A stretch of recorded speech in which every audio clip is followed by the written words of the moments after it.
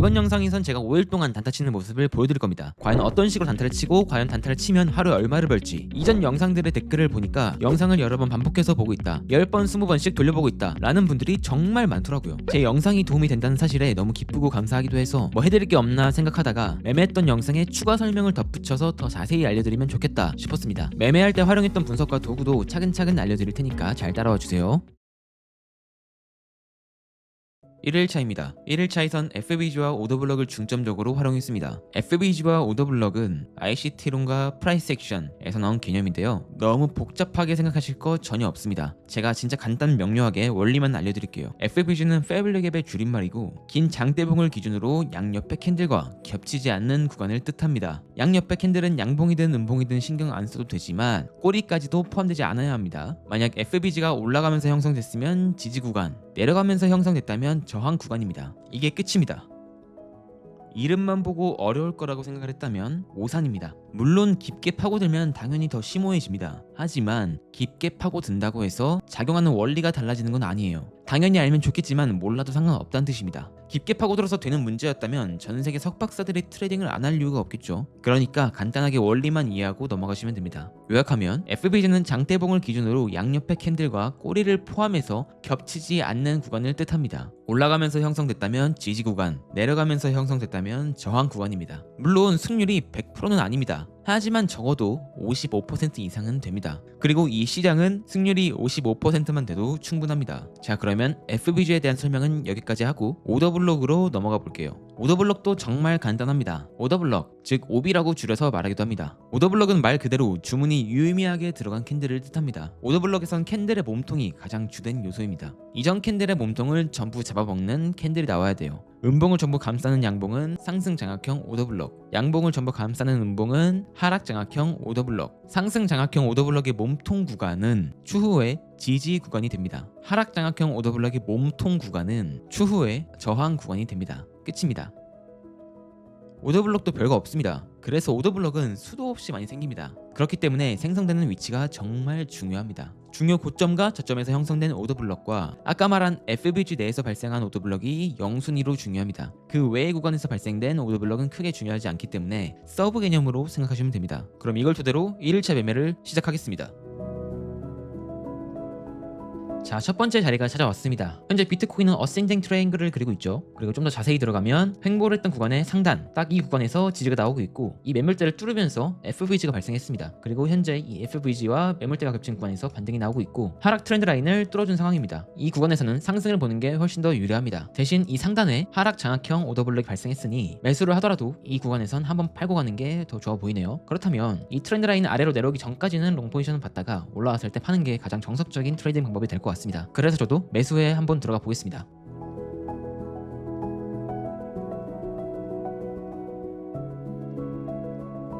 저는 매수 포지션 잡았고 손절은 이 구간으로 잡았습니다. 왜냐? 여기에서 상승 장악형이 발생하면서 크게 상승을 했고 다시 한 번 더 이쪽으로 내려간다면 이 트렌드 라인을 하방으로 뚫을 가능성이 굉장히 높기 때문에 타이트하게 손절 라인 잡았습니다. 그리고 수익 구간은 이 윗구간으로 잡았는데 이거는 임시 방편일 뿐 올라가는 형태를 보고 결정할 예정입니다. 하지만 손실 구간은 올리면 올렸지 더 내리진 않을 겁니다. 그리고 수수료가 없는 이유는 아까 말씀드렸듯 슈프림 VIP이기 때문에 수수료가 없는 거예요.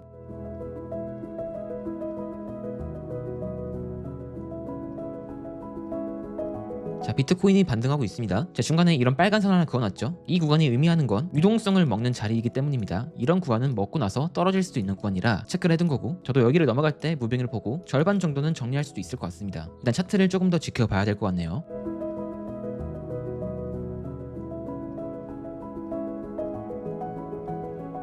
비트코인이 제가 생각한 구간을 살짝 못 찍고 하락하고 있습니다. 그러면서 5분봉에서 하락 장악형이 만들어졌는데 이 구간은 한 번 더 찍으면은 다시 한 번 더 저항을 받을 수 있는 자리입니다. 그래서 저는 올라간다면 전부 다 익절하고 나머지는 본절에 걸어두겠습니다. 그래서 하락할 수 있다는 걸 염두에 두고 본절에다가 스타너스 걸어두고 한 번 더 올라가면 전부 다 익절할 예정입니다.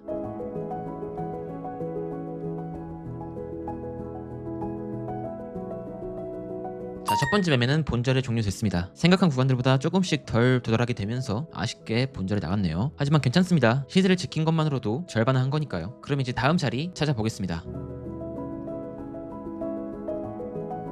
자, 두 번째 자리를 찾았습니다. 현재 구간은 FVG가 생긴 구간과 저항이었던 구간이 뚫리면서 지지로 바뀌게 된 구간입니다. SR 플립이라고 하죠. 그래서 이런 구간은 반등이 나오기 좋은 구간입니다. 그래서 저는 지금부터 롱 포지션에 들어갈 겁니다. 그리고 이 상승이 시작됐던 이 소파동의 저점 구간, 이 구간을 스탑로스로 가져가겠습니다. 여기가 뚫리게 되면 다시 한 번 더 하락 추세로 전환될 수 있기 때문에 조심해야 되는 구간입니다. 그래서 지금부터 저는 롱 포지션에 들어가겠습니다.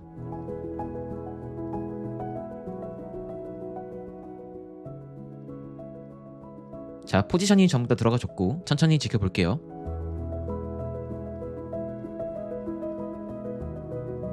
아까도 말씀드렸듯 이 오더블럭 구간은 익절하기에 좋은 구간입니다. 그래서 저는 여기서 한번 반익절하고 나머지는 좀 끌고 가 보겠습니다.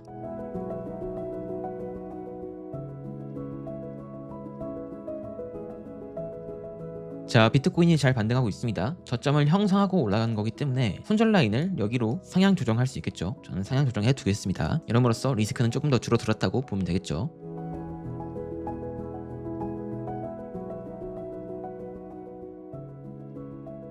비트코인이 갑작스럽게 펌핑이 나오면서 제 모든 물량은 익절이 나갔습니다. 생각을 했던 대로 매수 포지션이 훨씬 더 유리한 상황이라서 매수 포지션만 잡았는데 꽤 좋은 결과가 나왔습니다. 이번 롱 포지션은 총 수익이 595.85달러로 마감이 되었습니다. 이건 모두 수수료가 포함된 금액입니다. 자, 그러면 두 번째 매매가 마무리되었으니 이제 세 번째 매매 자리를 찾아보도록 하겠습니다.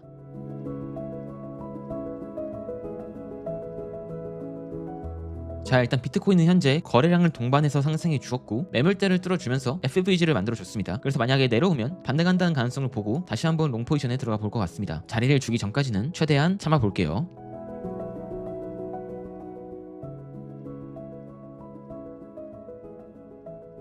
자, 현재 시각 오후 7시 20분 지나고 있고요. 자리를 주지 않고 비트코인이 올라가고 있습니다. 여전히 유효한 자리지만 일단은 주문을 취소해두고 저녁을 먹은 후에 다시 한번 차트를 보겠습니다. 자, 밥 먹고 오니까 비트코인이 어센딩 트라이앵글을 상방 돌파했습니다. 그래서 여전히 매수 관점이 훨씬 더 유리한 관점이 맞아요. 그래서 저도 다시 한번 롱 포지션에 도전하려고 합니다. 그래서 낮은 타임프레임으로 보니까 하락 트렌드 라인은 상방 돌파하고 하단에 상승형 오더블럭을 만들어주면서 지지를 받고 올라가려는 무빙을 보여주고 있습니다. 그래서 저도 매수에 들어가려고 합니다.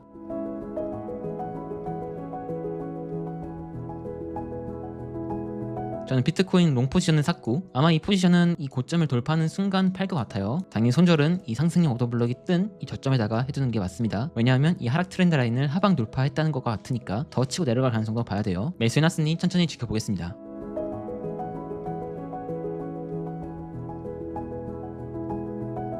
자, 비트코인이 약간 반등하고 있습니다. 근데 생각을 해보니까 여기에 매물대가 하나 살짝 있더라고요. 그래서 저는 여기에서 절반 익절하고 나머지는 쪽 끌고 가는 쪽으로 관점을 살짝 변동해 볼까 합니다. 왜냐하면 여기 유동성을 먹고 다시 한번 하락할 수 있기 때문에. 그래서 여기서 절반 익절하고 나머지는 끌고 가 볼게요.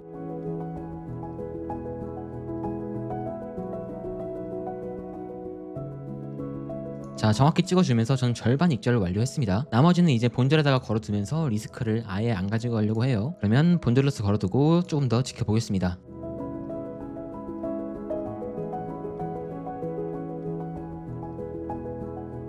비트코인이 계속해서 상승하고 있습니다. 근데 거래량 보니까 한번 크게 튀었어요. 그래서 다시 한번 고점을 갱신했을 때 여기서는 한 번 더 막힐 가능성이 꽤 커 보여요. 그래서 저는 크게 욕심부리지 않고 그냥 다음 고점에서 전부 다 팔도록 하겠습니다. 그리고 여기에 저항 오더블록도 있는 만큼 한번 올라가면 욕심 없이 타는 것도 하나의 방법일 수도 있을 것 같아요.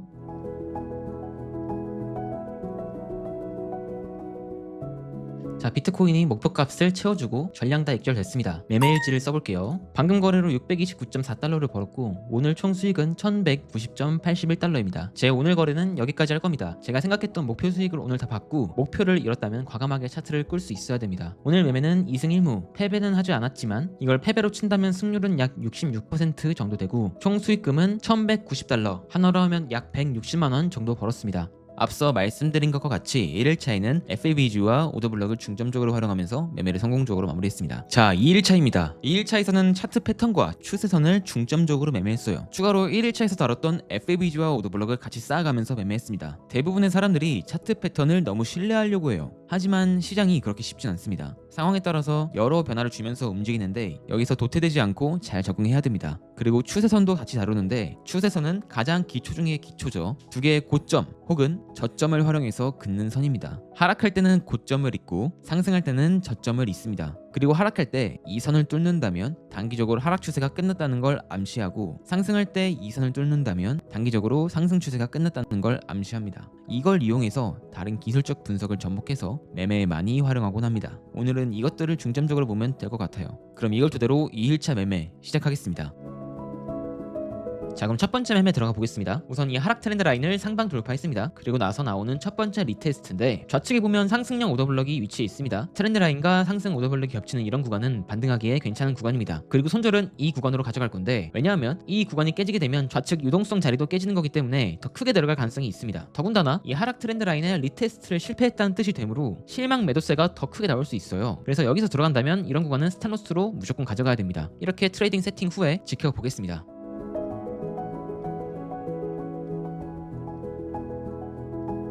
자, 마지막으로 이 트렌드 라인을 지켜줄 수 있는 자리이기 때문에 저는 추매를 한 번 더 진행해 볼게요.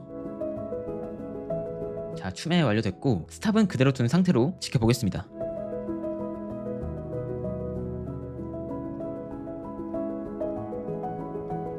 비트코인을 보니까 알트코인보다는 훨씬 더 많이 내려가고 있는 모습을 보여주고 있고, 곧 있으면 반등 자리에 도달합니다. 그래서 다른 알트코인들도 반등을 기대해 볼 수 있을 것 같아요. 그러면 지켜보시죠. 차트를 보니까 여기서 반등하기 위해선 삼각수렴 패턴을 만들어주면서 올라가는 게 가장 베스트일 것 같습니다. 대부분의 사람들이 추세 중에 나오는 삼각수렴은 하락을 위한 삼각수렴이다 라고 알고 계신데, 이거는 정말 큰 오류입니다. 차트의 바닥쯤에서 삼각수렴을 만들어주는 경우가 요즘에는 훨씬 더 많아요. 물론 삼각수렴은 분출하기 전까지는 아무도 모르긴 하지만, 요즘에는 오히려 이런 삼각수렴이 개미를 꼬시기 위한 장치로 활용될 때가 더 많았습니다. 그러면 이제 삼각수렴이 어디로 분출하는지 체크해 보시죠.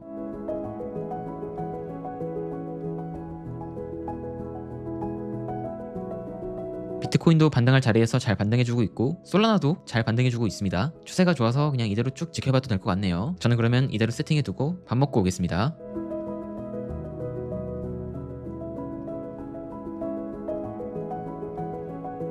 밥 먹고 오니까 가까스로 스탑을 깨지 않고 반등하고 있습니다. 사실 이런 경우는 흔치 않은데 상당히 운이 좋았다고 생각을 해야 될 것 같아요. 그래서 저도 지금 절반 익절하고 나머지는 끌고 간 쪽으로 전략을 바꾸려고 합니다. 왜냐하면 내가 예상했던 거랑 좀 다르게 흘러가고 있으니까 리스크를 관리하자라는 거예요. 그러면 슬슬 절반 익절할게요.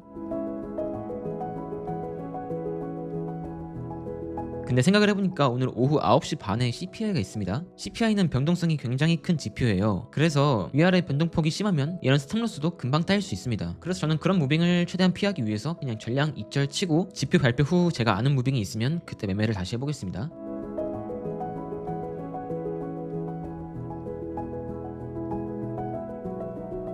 자, 익절이 나가고 있습니다.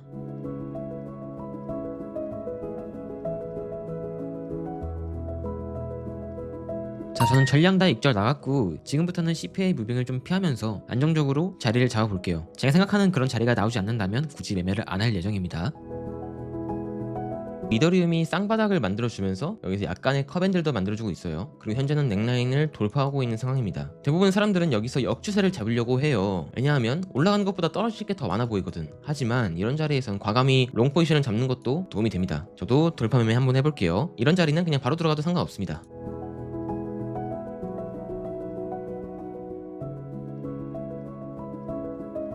자, 저는 롱 포지션 들어가줬고 돌파 매매를 했기 때문에 평단이 좋지는 않아요. 그렇기 때문에 크게 먹으려고 생각을 하면 안 됩니다. 대부분 이렇게 막 1대1 구간을 먹으려고 할 거예요, 사람들이 대부분. 하지만 욕심 부리지 말고 평단이 좋지 않으니까 절반만 먹자라는 생각으로 접근해야 됩니다. 그리고 스탑은 올라왔던 파동 그리고 소파동 중에서 가장 최근의 저점에다 해두는 게 정배예요. 왜냐하면 올라오면서 이렇게 오더블럭을 착실하게 쌓아줬어요. 그리고 하나가 터지게 되면 연쇄적으로 터질 가능성이 높으니까 가장 최근의 저점에다 해두는 게 맞습니다. 일단 목표값을 여기로 잡았지만 올라오는 캔들을 보면서 그때그때 상황 판단을 할 것 같아요. 이럴 때는 거래량 켜두면서 거래량이 터질 때 익절하면 가장 좋아요.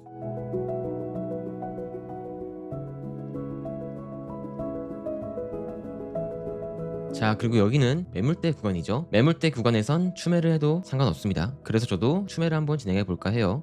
근데 말하는 사이에 자리를 지나갔습니다. 이럴 때는 추매를 안 하는 게 맞습니다. 딱 이 자리에서 했었어야 됐는데, 이런 경우에는 그냥 현재 물량 그대로 들고 가면 돼요. 그러면 지켜볼게요.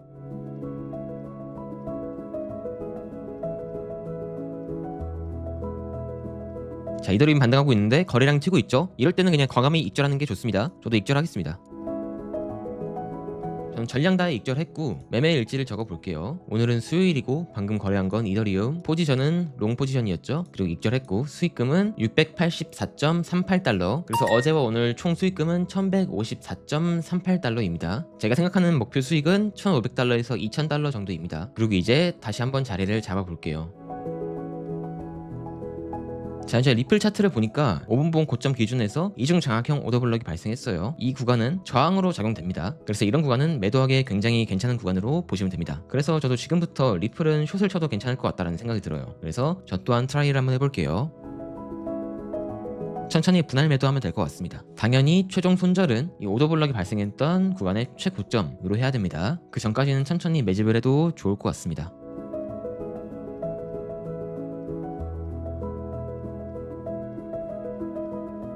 저는 일단 만족할 만한 물량 다 담았으니까 여기다 손절 걸어두고 천천히 지켜볼게요.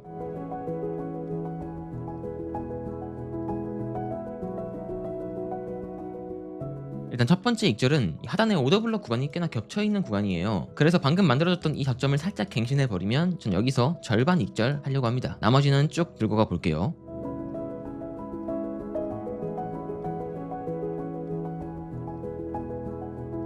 자, 익절되고 있습니다. 저는 절반 익절 완료했어요. 그래서 현재 400불 수익인데 나머지는 이제 본절 스탑 걸어두고 추세를 쭉 봐도 될 것 같아요. 왜냐하면 제가 목표했던 수익이 1500불에서 2000불이라고 했잖아요. 근데 이미 본절 스탑 나가면 수수료 제외하고 거의 만족된 상황입니다. 대충 1500불 될 것 같아요. 그래서 그냥 본절 스탑 걸어두고 나머지는 편안하게 쭉 지켜보는 게 좋을 것 같습니다. 그러면 본절 스탑 걸어두고 쭉 지켜볼게요.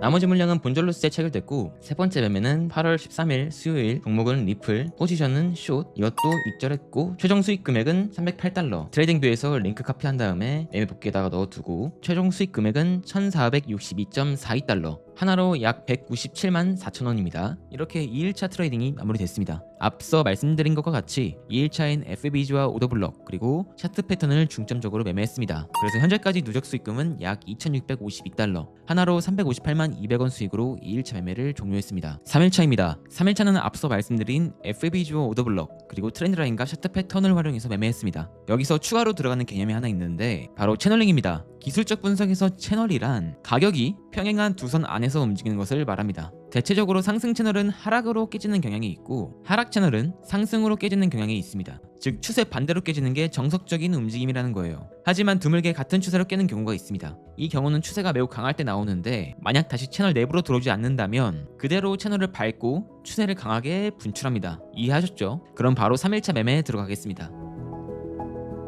자, 그럼 첫 번째 매매 시작해 보겠습니다. 현재 이더리움이 하락 다이아고날을 만들어주고 있죠. 그리고 현재 저점을 갱신하면서 반등이 나오고 있습니다. 이런 식으로 큰 패턴을 포착하고 낮은 타임프레임으로 가면 어느 정도 매수 타이밍이 나옵니다. 여기가 저점이라는 가정하에 현재 올라가는 이 모양새가 제가 정말 자주 사용하는 오더블럭이 형성되는 형태죠. 이 음봉을 다 감싸는 형태로 나타난다면 이 구간은 추후의 지지 구간으로 작용됩니다. 그렇지 않더라도 여기서부터 추세 반전의 신호가 나타나는 거예요. 자, 마침 딱 마감이 됐습니다. 그러면 이제부터는 매수를 받아도 돼요. 언제까지? 이 오더블럭의 저점이 깨지기 전까지는 매수를 천천히 받아도 된다. 즉 최종 손절은 여기로 가져가도 된다라는 거예요. 그렇다면 지금부터 롱을 받아보면 나쁘지 않은 손익이 나옵니다. 왜냐하면 큰 패턴으로 봤을 때 다이아고날은 이 추세 라인, 그러니까 이 하락 트렌드 라인을 상방 돌파하는 특징이 있습니다. 그것도 빠른 시간 내에. 그러니까 지금부터는 음봉이 나올 때마다 매수를 하면 돼요. 무슨 느낌인지 아시겠죠? 마침 5분봉을 보니까 여기 매물대도 있죠. 그래서 지금부터는 천천히 매수에 들어가도 괜찮을 것 같아요. 저도 매수에 들어가 보겠습니다.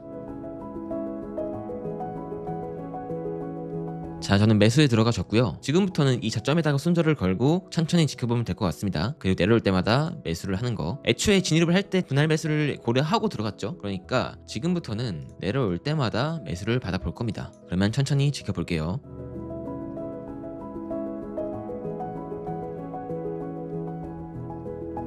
그리고 앞에 보니까 내려오면서 만든 파동의 저점, 그러니까 직전 저점이죠. 이런 구간들은 다시 한번 저항을 받을 수도 있어요. 그래서 저는 여기 구간에서 전부 다 팔 겁니다. 그런데 큰 패턴을 보면 좀 더 먹을 구간이 많은데 왜 굳이 파냐? 라고 궁금하신 분들도 계실 거예요. 하지만 저는 애초에 큰 패턴을 보고 낮은 타임프레임으로 와서 매수를 하긴 했지만 애초에 포지션을 길게 끌고 갈 생각이 없었어요. 애초에 이 계정의 목적은 단타예요. 이 위까지 끌고 가 버리면 본계정이랑 다를 게 없습니다. 본계정은 스윙을 들고 있는데 두 계정도 똑같이 스윙을 들고 있으면 리스크가 커져요. 그러니까 매매는 해당 계정의 스타일에 맞게 해야 됩니다. 저는 이 계정은 무조건 단타로만 가져가기로 결심을 했기 때문에 짧게 저항이 나올 수 있는 곳에선 전부 다 익절 치면서 가져갈 겁니다. 그러면 이 윗구간에 익절 걸어두고 천천히 지켜볼게요.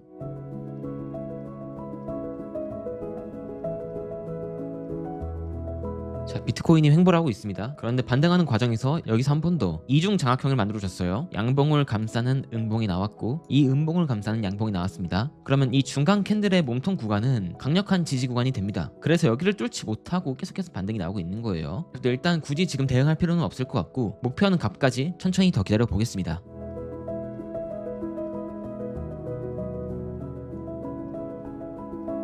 그리고 5분봉에서 보면 여기서 반등 나올 때 전부 다 상승 장악형을 만들어줬어요. 그래서 이거는 꽤나 긍정적인 반등 상황인 것 같습니다. 계속해서 지켜볼게요.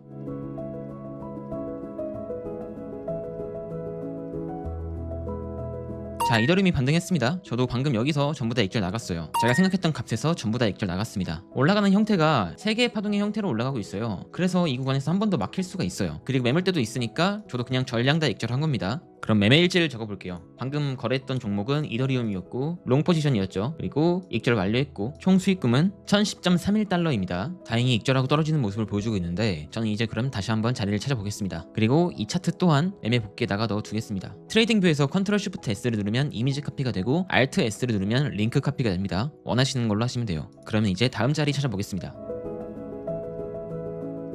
자, 현재 이더리움을 다시 보면 저점 저항대, 그리고 상승 채널의 상단 저항대, 그리고 하락 트렌드 라인의 저항대, 딱 3개의 저항대가 겹친 모습이에요. 그리고 현재 그 구간을 뚫고 있는데 이렇게 저항이 겹친 구간을 뚫게 되면 이 구간은 추후에는 매우 강력한 지지 구간이 됩니다. 그래서 이 이후에 여기에 다시 닿게 되면 반등을 다시 한번 누려봐도 되는 그런 자리예요. 만약에 이런 구간에서 FVG나 오더블럭이 발생한다면 그때는 들어가도 좋을 것 같습니다. 그 자리를 천천히 지켜볼게요.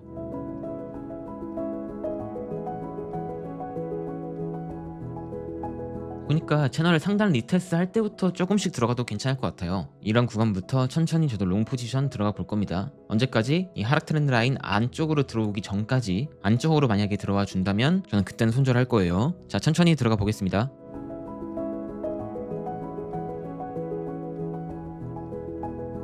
자, 이더리움이 잘 반등하고 있습니다. 그러면서 거래량이 크게 나왔습니다. 이럴 때는 전량 익절하는 게 훨씬 좋습니다. 왜냐하면 애초 단타로 접근했고 짧게 먹으려고 했기 때문에. 그래서 저는 지금 구간에서 전량 다 익절 치겠습니다.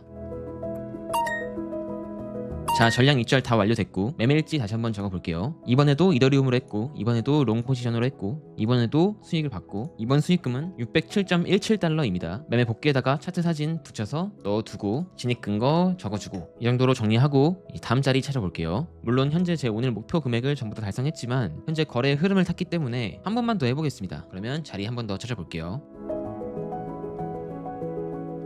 자, 거래량이 터졌을 때 하락이 나오는 건 너무나 당연한 얘기입니다. 그래서 현재 하락이 나오고 있는데 단기적인 상승 추세를 살짝 벗어났어요. 그리고 하락하는 과정 중에서 조그만 FVG 발생했습니다. 이런 구간은 숏을 잡아도 괜찮은 구간이에요. 왜냐하면 바로 앞에 손절가가 있고 손익비가 굉장히 괜찮은 구간이죠. 그래서 만약에 저는 반등을 해준다면 숏에선 리테스트 플러스 FVG가 겹치는 이런 구간에서 저는 숏에 들어가 볼 것 같습니다. 자리를 조금 더 기다려 볼게요. 아마 이게 마지막 매매가 될 것 같습니다.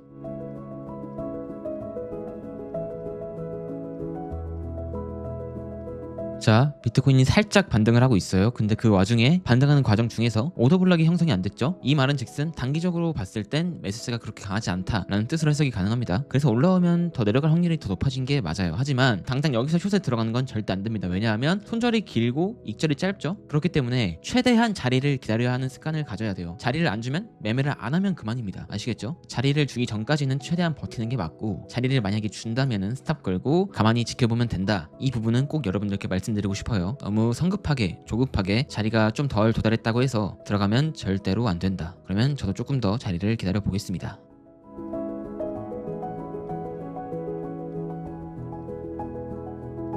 저는 이 극점에 숏포지션 들어가셨습니다. 그래서 이제부터는 스탑은 무조건 고정하고 익절은 유기적으로 거래량 터질 때나 아니면 이 밑에 유동성을 먹을 때나 반등하는 패턴이 나올 때 익절할 예정입니다. 그러면 천천히 지켜보겠습니다.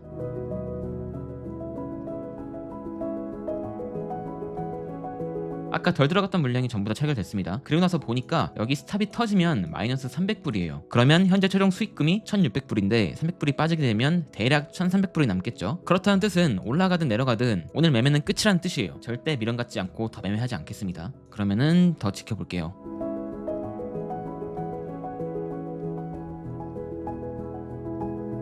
자, 현재 이더리움이 반등하고 있습니다. 근데 올라오는 형태를 보니까 올라오면서 상승 장악형을 계속해서 만들어주고 있어요. 그래서 이거는 본절에 오면 빠르게 손절하거나 아니면 손절 터지는 수밖에 없을 것 같습니다. 올라가면 생각했던 리스크를 감수한 거고, 내려온다면 그 손실을 줄일 수 있는 거고, 절대로 스탑을 위로 올리거나 하면 안 됩니다.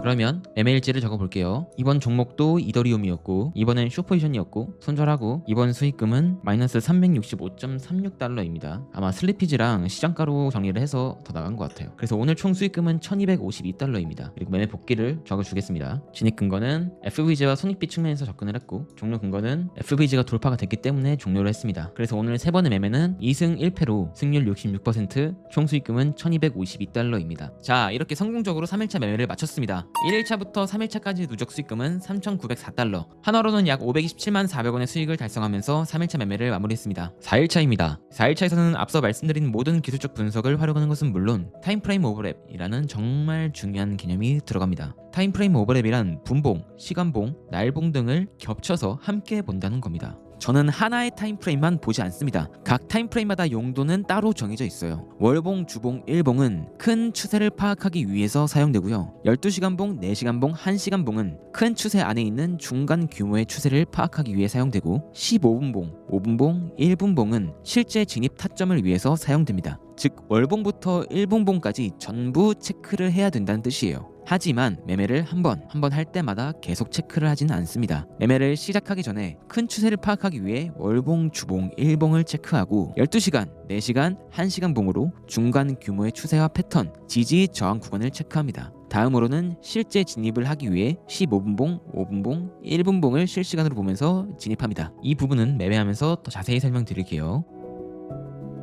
자, 그럼 첫 번째 매매 들어가 보겠습니다. 우선 현재 비트코인은 이 하락 트렌드 라인을 기준으로 움직이고 있습니다. 하락 트렌드 라인이 형성된 이후로 현재는 돌파가 됐고, 돌파하는 과정 중에서 리테스트까지 예쁘게 하고 올라갔어요. 그리고 여기서 중요하게 봐야 될 건 리테스트하는 과정 중에서 상승형 오더블럭을 만들어줬습니다. 근데 이거는 자세히 보면 이중 장악형이죠. 이 양봉을 다 감싸는 음봉이 나왔고, 이 음봉을 다 감싸는 양봉이 나왔습니다. 다시 한번 거대한 양봉으로 감싸면서 지지를 받을 수 있는 구간으로 만들어줬습니다. 이런 구간은 강력할 수밖에 없어요. 뭐가? 매수세가. 그러니까 지금 구간은 매수를 받기에 굉장히 괜찮은 구간이다. 그래서 저도 이걸 기준으로 지금부터 천천히 매수에 들어가 보겠습니다.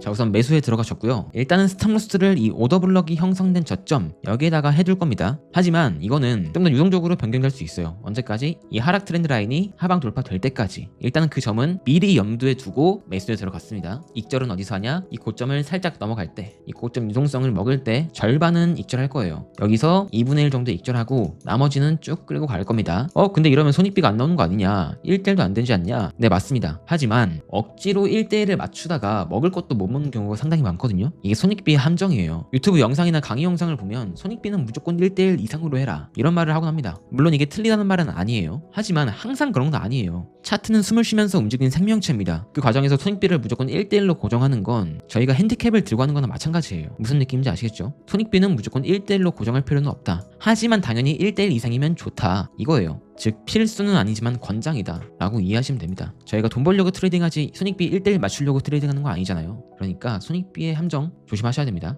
그래서 저는 일단은 이 고점 벗어날 때 절반 익절을 할 거예요. 나머지는 본절 걸고 홀딩하던지 그때그때 상황 보면서 할 겁니다. 그리고 만약에 이 하단까지 와준다면 저는 이때 다시 한번 추매할 겁니다. 이 자리는 뭐냐? 5분봉에서 나온 상승형 오더블럭이다. 그러니까 즉 15분봉에서의 오더블럭과 5분봉에서의 오더블럭이 겹치는 자리예요. 이런 자리는 상당히 신뢰도가 높습니다. 와주면 땡큐 하면서 잡아야 되는 자리예요. 무슨 느낌인지 아시겠죠? 그러니까 하나의 타임프레임으로만 보면 안 된다. 5분봉, 15분봉, 1시간봉, 4시간봉 전부 다 체크를 해야 됩니다. 그러면은 일단 반등하고 있으니까 천천히 지켜볼게요.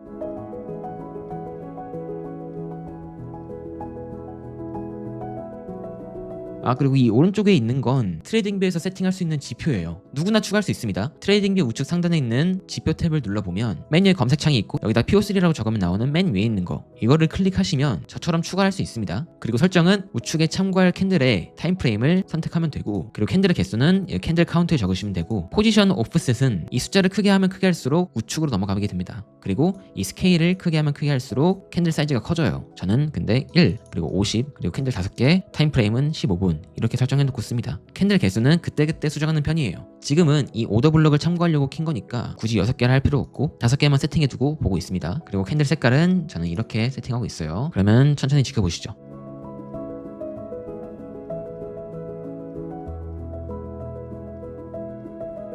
자, 오더블럭이 다 왔습니다. 저는 여기서 추가 매수 한번 해볼게요. 자, 추가 매수 완료해서 평단이 좀 내려왔어요. 곧장 반등을 잘해주고 있는 모습을 보여주고 있죠. 추매할 타이밍 잘 잡은 것 같습니다. 미리 자리를 구해놓고 자리가 올 때까지 기다리는 거, 사실 이게 정말 어려운 거예요. 하지만 여러분들도 하셔야 됩니다. 충분히 할 수 있는 거예요. 자리를 안 주면 그냥 추세를 기다리면 돼요. 근데 자리를 주면 추매를 하면 됩니다. 내려오면 추매하고 그냥 올라가면 추세 먹고 이렇게 하면 됩니다. 그리고 손절 라인 깨면 손절하면 되고, 그렇게 어려운 건 없습니다. 그러면 천천히 지켜볼게요.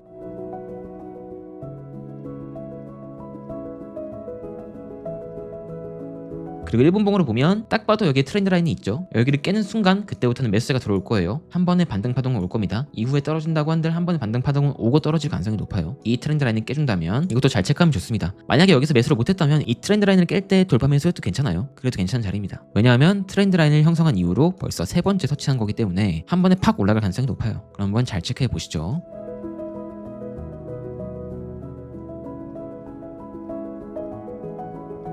자, 비트코인이 잘 반등해주고 있습니다. 결국 여기서 추매한 건 정말 잘한 추매였어요. 이 자리가 어디라고 했죠? 바로 15분봉의 오더블럭 구간과 5분봉 오더블럭이 겹친 이 구간입니다. 그리고 아까 1분봉에서 여기가 돌파되면 돌파 매수를 박아도 되는 자리다 라고 말씀드렸는데, 깨고 나서 크게 반등이 나오고 있습니다. 이렇게 많이 막혔던 구간은 뚫으면은 추세가 크게 나올 가능성이 높아요. 비록 이게 1분봉일지라도 결국 모든 요소들이 복합적으로 작용해서 반등이 나오고 있다. 즉 타임프레임은 1분봉이든 5분봉이든 15분봉이든 1시간봉이든 4시간봉이든 전부 다 봐야 된다 라는 겁니다. 이해하셨죠? 자, 그러면 저는 고점 부근 왔으니까 슬슬 익절할 준비하겠습니다. 저는 이 고점을 넘기는 순간부터 반익절 할 겁니다.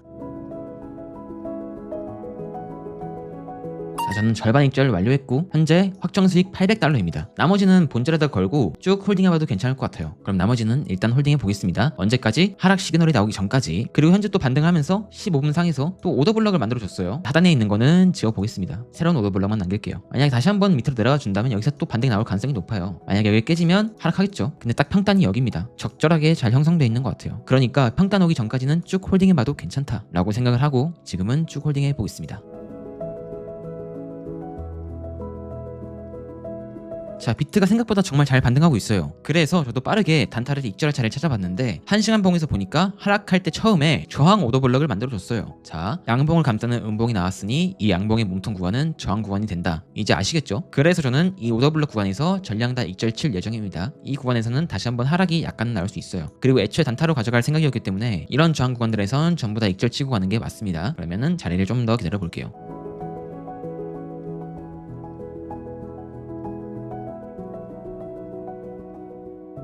자, 지금 보면 제가 목표했던 값을 살짝 못 닫고 하락하고 있습니다. 그리고 그 과정 중에서 15분봉에서 아직 마감은 안 했지만 이 양봉을 다 감싸는 음봉이 나온다면 이거는 하락 장악형이 됩니다. 그래서 여기에 오더블럭이 형성이 돼요. 아직은 형성이 된 게 아닙니다. 그래서 만약에 여기서 하락 장악형을 만들어 준다면 저는 그냥 전부 다 익절 처리할 거예요. 왜냐하면 하락 장악형이니까 여기를 못 찍고 내려갈 수 있어요. 저항받고. 그러니까 만약에 15분봉 이 봉이 하락 장악형으로 마감이 된다면 저는 미련 없이 전부 다 익절 처리하겠습니다. 그리고 나서 중요하게 봐야 될 건 이 하단이에요. 자, 이 오른쪽에 있는 건 15분봉이죠. 여기에 상승 장악형이 만들어졌습니다. 그래서 지지 구간이 형성이 됐어요. 근데 1시간 봉에서도 보니까 1분 뒤에 여기 음봉을 다 감싸는 양봉의 형태로 마감이 돼요. 그럼 이 구간은 뭐다? 다시 한번 상승 장악형으로 오더블럭이 형성이 된다. 그러니까 즉 이 구간은 지지 구간으로 형성이 됩니다. 그래서 익절 처리하고 나서 한번 내려왔을 때 다시 한번 매수를 해도 돼요. 무슨 느낌인지 아시겠죠? 하락 패턴이 떴으니 익절 치고 만약에 내려온다면 상승 패턴이 떴으니 매수를 한다. 그렇게 어렵지 않습니다. 그러면 마감할 때까지 조금만 지켜볼게요.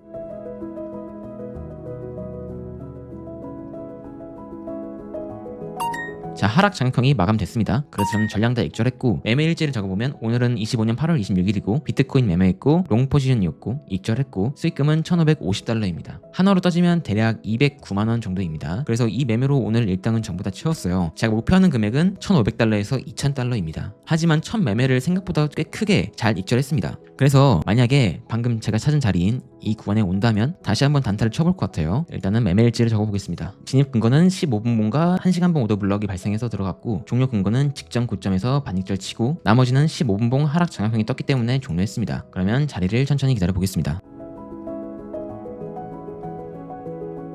자, 자리가 찾아왔습니다. 전 여기서 한번 분할 매수 해보겠습니다. 대신 물량은 아까보다 적게 들어갈 겁니다. 왜냐하면 첫 번째 매매를 잘 끝냈으니까 이번 포지션은 크게 손실이 나면 안 됩니다. 그래서 아까보다 물량을 절반으로 줄일 거예요.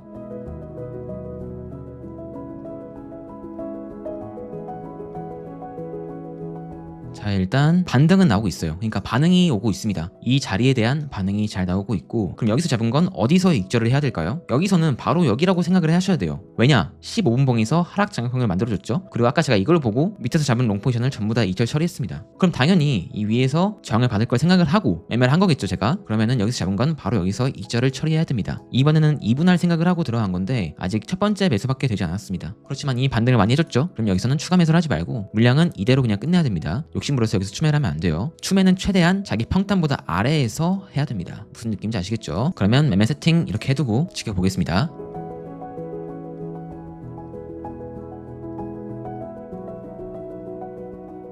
제가 실수했습니다. 지정가로 한다는 걸 모르고 시장가로 클릭을 하고 중을 걸어서 전량 다 익절됐네요. 이런 거는 뭐 어쩔 수 없습니다. 그럼 매매 일지를 적어볼게요. 8월 26일 비트코인 롱 포지션 수익 총 수익금은 226.0918달러. 매매했던 차트도 그대로 여기다가 붙여주고 진입 근거는 1시간봉 오더 블럭 그리고 15분봉 오더 블럭이었죠. 종료 근거는 15분봉 저항 오더 블럭. 지정가로 걸었어야 했는데 모르고 시장가로 정리함. 이 정도로만 정리하면 될 것 같습니다. 두 번째 매매는 굉장히 스피디하게 끝났죠. 타점을 미리 생각을 해두고 정확한 구간에서 매수에 들어갔습니다. 이거를 미리 구해놓지 않았다면 어버버 하다가 이런 구간에서 탔을 거예요. 하지만 미리 구해뒀기 때문에 좋은 평단을 사서 잘 팔았다고 볼 수 있을 것 같습니다. 그래서 지금까지 총 2번의 매매를 했고 총 수익금은 1,776달러. 하나로 따지면 대략 239만 7천원 정도입니다. 이렇게 4일차 매매도 성공적으로 마무리됐고 현재까지 대략 5,680달러 하나로 약 766만 8천원을 달성했습니다. 자, 5일차입니다. 5일차 역시 이전에 다뤘던 기술적 분석을 모두 활용할 겁니다. 거기에 더해 리스크 관리, 시드 관리, 포지션 규모를 얼마나 잡아야 할지까지 다뤄볼 겁니다. 여기서 가장 중요한 포인트는 진입하기 전에 리스크를 감수할 금액을 정하고 들어가라입니다. 대부분의 사람들은 이 계산을 하지 않아서 전 재산을 날립니다. 자, 이해하기 쉽게 예를 들어보겠습니다. 이 구간에서 오더 블럭이 발생을 해서 매수를 할 계획을 합니다. 그럼 대부분은 풀 레버리지, 풀 비중을 땡겨서 매수를 하거나 손절이 터졌을 때의 손실을 생각하지 않고 들어갈 텐데 이러면 절대 안 됩니다. 제가 방금 말씀드렸죠. 리스크를 감수할 금액을 정해라. 그리고 이번 거래에서 나는 최대 손실을 100달러로 할 거야 라고 시나리오를 짰어요. 그럼 첫 번째로 할 건 예상 평단부터 이 손절까지의 거리를 재는 겁니다. 이 구간을 예로 들면 손절까지의 거리는 대략 630달러입니다. 그렇다면 이번 매매는 총 100달러를 최대 손실폭으로 잡았고 손절 값까지의 거리는 대략 600달러라고 해볼게요. 이러면 조금 더 디테일한 시나리오가 됩니다. 자, 그러면 여기서 중요한 건 과연 여기서 물량을 얼마나 잡아야 될까? 이게 핵심입니다. 결론부터 말씀드리면 0.16 비트코인을 잡으면 손절이 터져도 100달러밖에 손실이 안 나갑니다. 그러니까 만약에 내려와서 여기서 0.16개의 비트코인을 샀다면 손절이 터지더라도 100달러의 손실만 나가게 돼요. 제가 이걸 어떻게 구했냐면 내가 정한 손실 금액이 100달러죠. 그리고 손절까지의 거리가 600달러입니다. 그쵸? 600달러가 내려가면 손절이 터져요. 그러면 그냥 이거 나누기 이걸 하면 돼요. 손절 금액 나누기 손절까지의 거리. 그럼 정확히 0.1666이라는 숫자가 나오게 됩니다. 여기서 수수료를 감안해서 뒤에 건 빼고 0.16 비트코인만 매수하는 거예요. 너무 쉽죠? 단위가 작은 알트들도 똑같아요. 자, 솔라나를 예로 들어볼게요. 여기에서 거대한 저항 오더블럭이 나옵니다. 그럼 여기에서 숏에 들어간다 치고 이번에는 내가 정한 손실 금액이 200달러라고 생각을 해볼게요. 스탑 라인을 고점이라고 한다면 2.7달러가 올라가야 손절이 터집니다. 그럼 손절까지의 거리는 2.7달러죠. 그럼 과연 여기서 솔라나를 몇 개를 잡아야 딱 200달러만 손실이 나갈까요? 쉽습니다. 200 나누기 2.7을 하면 돼요. 그러면은 74라는 숫자가 나옵니다. 여기에서 솔라나를 74개, 74개를 잡으면 손절이 터지더라도 딱 200불만 스탑이 나가게 돼요. 물론 수수료 매수를 제외하고요. 이해되시죠? 이해가 안 된다고 해도 상관없습니다. 어차피 조금 뒤에 제가 실제로 매매할 때 이 원리를 이용해서 매매를 할 거예요. 아마 실제로 사용하는 걸 보면 더 와닿으실 겁니다. 자, 그럼 여기까지가 리스크를 감수할 금액을 정해라, 이 이론의 핵심 원리였습니다. 이제 이걸 이용하면 내가 코인으로 굴릴 자산이 예를 들어서 $10,000예요. 여기서 하루 총 손실을 1%로 잡아요. 저는 거의 대부분 1%로 잡습니다. 그러면 $100죠. 이 $100를 잃으면 그날 매매는 멈추는 거예요. 여기에서 1차 시드 방어가 됩니다. 그리고 애초에 이렇게 진입할 개수, 물량을 정해야 되면 손절가는 필수로 정해야 됩니다. 왜냐? 손절가가 있어야 개수를 정할 수 있으니까. 리스크 나누기 손절가를 해야 이 물량이 나온다고요. 여기에서 2차로 시드 방어가 됩니다. 시드에 대한 이중 방어막이 생긴다는 거예요. 이 매수할 코인의 개수를 정한다는 이론 하나 때문에 시드를 방어할 수 있다는 겁니다. 이게 제가 지금까지 생존해온 비결입니다. 사실 이것만 해도 하루아침에 돈을 다 잃을 일이 없어요. 이거는 주식이든 해외 선물이든 전부 다 통용되는 원리입니다. 자, 그러면 제가 이거를 지금부터 실제 매매에서 보여드릴게요. 만약에 오늘 매매에서 응용할 상황이 나온다면 분할 매수할 때의 응용 버전도 보여드릴 거예요. 그리고 오늘 매매는 딱 한 가지 이론으로 매매한다기보단 그때그때 상황에 맞춰서 제가 아는 기술적 분석을 접목해서 매매를 할 겁니다. 그럼 바로 시작하겠습니다.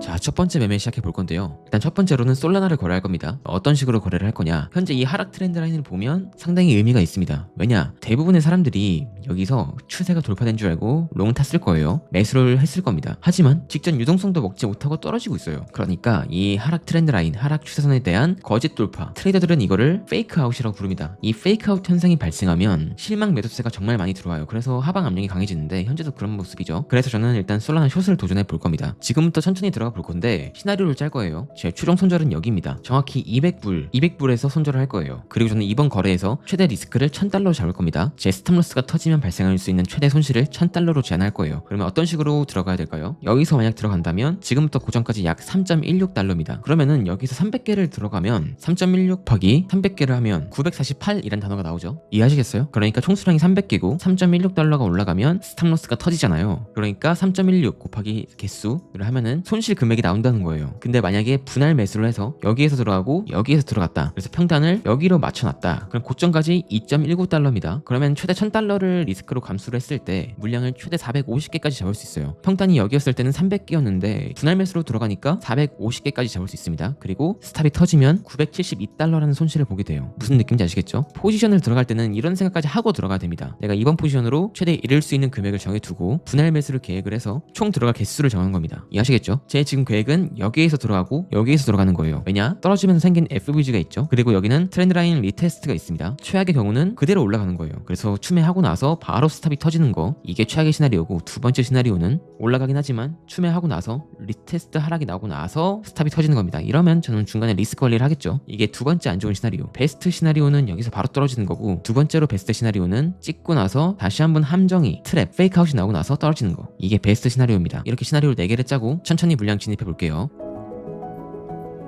일단 첫 번째 진입이 됐습니다. 그리고 다음 진입은 여기에서 할 거예요. 이 구간이 안 온다 그러면은 추매를 안 하면 그만입니다. 여기가 안 온다는 뜻은 스탑도 안 터진다는 얘기거든요. 그러니까 추매를 하기 전까지는 스탑이 안 터져요. 애초에 분할로 들어갈 걸 생각을 했기 때문에. 그리고 솔라나를 좀 멀리서 보면 이런 식으로 웨지가 나오고 있어요. 다들 아시는 패턴이죠. 하락세기형 패턴. 하락세기형 패턴은 저점을 2번을 갱신하면서 점점 하락 규모가 줄어드는 패턴입니다. 그리고 대표적인 추세 반전의 패턴이죠. 이 패턴은 저점을 2번 갱신할 때부터 반등이 나올 가능성이 높습니다. 그래서 숏 잡은 거는 이 저점을 갱신할 때 전부 다 익절 처리할 겁니다. 애초에 이걸 보고 들어간 거예요. 짧게 먹으려고. 그리고 나서 스위칭은 잘 모르겠어요. 이때 상황을 좀 봐야 될 것 같습니다. 아마 스위칭을 해도 승률이 꽤 높을 거예요. 웨지 패턴은 잘 먹여주는 패턴이기 때문에 손절만 잘 잡고 들어간다면 꽤나 먹을 게 많은 패턴입니다. 그래서 일단은 이 저점을 갱신하면 전부 다 익절 처리할 거다 정도만 알고 계시면 됩니다. 만약에 위로 올라오면 추매하고, 내려왔을 때 리스크 관리하고, 만약에 뒤로 다 뚫으면 여기에서 손절하고, 매매는 꽤나 심플하게 진행할 수 있을 것 같아요. 그러면 조금 지켜보겠습니다.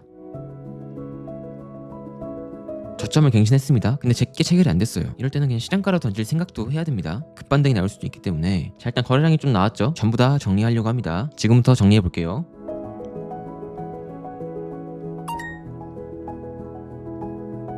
저는 전부 다 익절 처리도 완료됐습니다. 첫 번째 매매는 이렇게 마무리됐어요. 솔라나를 거래했고 숏포지션 잡았고 수량은 200개, 총 수익금은 $173. 이거를 그대로 기록해 두겠습니다. 차트도 그대로 복사해서 매매를 어떻게 했는지도 적어둘게요. 이렇게 적어두고 첫 번째 매매는 이렇게 마무리하겠습니다.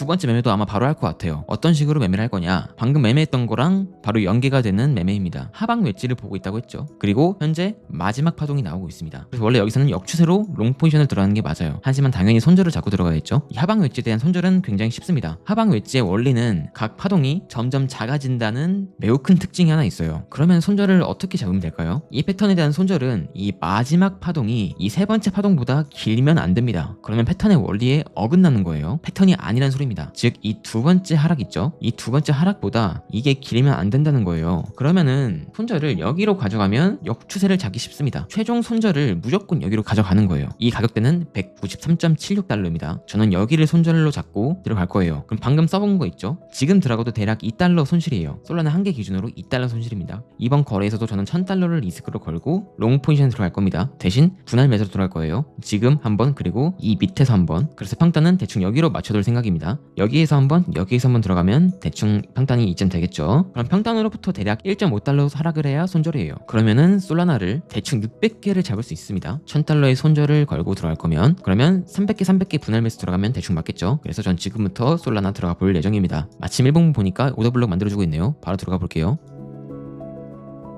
일단 첫 번째 진입이 완료됐습니다. 평단이 여기로 형성이 됐어요. 제가 최종적으로 목표했던 평단은 이 부분이죠. 그러면 다음 매수는 여기 194.6달러에 들어가면 됩니다. 여기다가 미리 매수를 걸어두고 미리 손절도 걸어두겠습니다. 여기서 바로 반등하면 저는 기분 좋은 거예요. 하지만 추매까지 건드리고 반등하면 정말 베스트인 시나리오고, 추매까지 했지만 손질이 터지면 예정했던 리스크를 감수하는 거니까 어쩔 수 없는 거고, 무슨 느낌인지 아시겠죠? 키포인트는 리스크를 내가 미리 정하고 들어갔다 라는 겁니다. 그러면 천천히 지켜볼게요.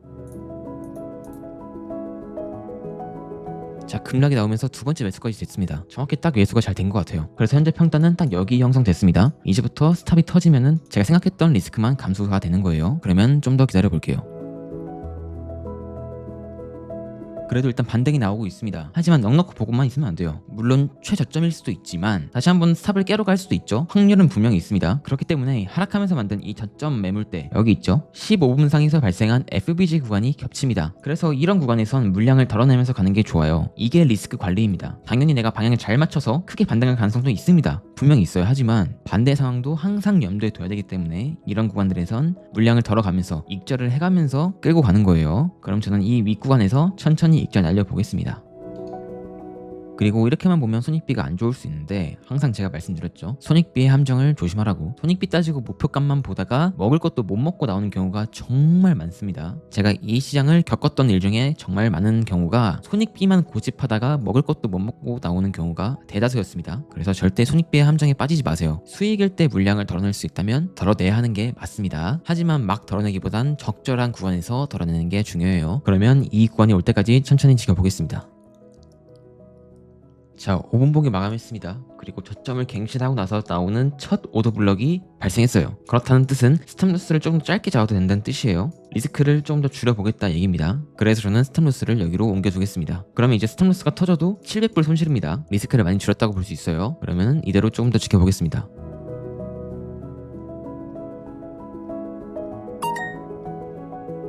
자, 저는 절반 익절 나갔습니다. 그래서 일단 191달러라는 확정 수익을 얻었습니다. 여기서부터는 그냥 지켜봐도 될 것 같아요. 스탑로스도 일단 그대로 둘 예정입니다. 왜냐하면 본절은 내려와서 따일 가능성이 매우 높아요. 반 익절을 해놨으니까 내려오면 오히려 추매를 해야 됩니다. 올라가는 파동을 먹기 위해서. 그래서 본절 로스를 거는 것보단 일단 최종 손절 라인만 걸어두고 나머지는 차트 움직이는 거에 따라서 유기적으로 대응하면 될 것 같습니다. 그러면 천천히 지켜볼게요. 자, 현재 FBG 구간과 매물대 구간에서 저항을 받고 있습니다. 어느 정도 생각한 무빙이었고, 내려오면 아까 제가 다시 잡는다고 말씀드렸죠. 한 번 더 내려와주면 물량 다시 잡아도 될 것 같습니다. 내려오면 잡던가 아니면은 그냥 쭉 추세 먹던가 둘 중에 하나만 하면 될 것 같아요. 그러면 조금만 더 지켜볼게요. 자리를 주지 않고 올라가고 있는 모습인데, 이럴 때는 어쩔 수 없습니다. 올라간다고 해서 무작정 불타기를 하면 안 돼요. 이럴 때는 그냥 흐름에 맡기는 게 좋습니다. 그러면 저도 천천히 지켜보겠습니다.